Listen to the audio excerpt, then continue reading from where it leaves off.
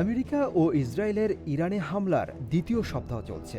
তবে এই হামলার মাঝেও ধীরে ধীরে স্বাভাবিক হয়ে উঠছে শহরগুলো। সর্বোচ্চ নেতা আয়াতুল্লাহ আলী খামেনির মৃত্যুর পর ঘোষিত ছুটিতে শহরগুলো কিছুটা ফাঁকা হয়ে গেলেও এখন আবার মানুষ ফিরছে।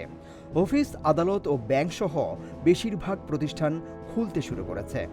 ইন্টারনেটেও অনেকটা পরিবর্তন।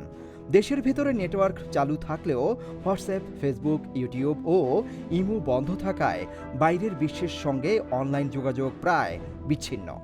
এদিকে অ্যাসেম্বলি অফ এক্সপার্ট বা বিশেষজ্ঞ পরিষদ ইসলামী বিপ্লবের তৃতীয় সর্বোচ্চ নেতা হিসেবে মোস্তফা খামেনিকে নির্বাচিত করেছে। তিনি আমেরিকা ও ইসরায়েলের হামলায় নিহত আয়াতুল্লাহ আলী খামেনির সন্তান।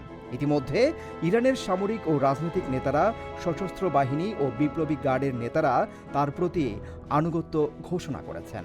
অন্যদিকে সশস্ত্র বাহিনী জানিয়েছে আমেরিকা ইসরায়েলের অবস্থানগুলোর উপর হামলার পরিসর আরও বাড়ানো হবে। যুদ্ধের মাঝেও ইরানে এখন একটাই বার্তা: যুদ্ধ চলবে, জীবনও চলবে।